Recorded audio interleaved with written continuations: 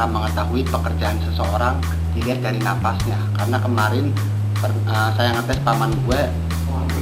Iya, paman gue itu seorang tentara. Bisa taunya kenapa? Pas dia tidur gue kupingnya deketin ke jantungnya, ada suara brek brek, berarti itu tentara. Nah ini teman gue lagi tidur, gue pengen tahu dia kerjaannya apa. Oke, come on.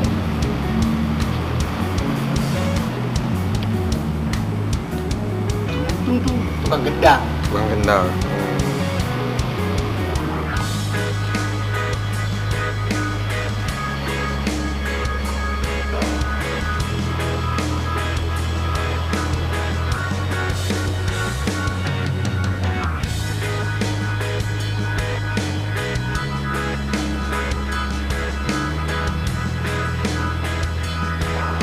Ngomong banget mati kan.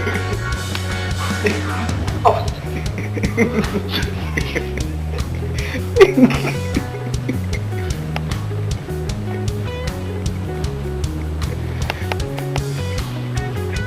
Ya. Gimana kerjaannya?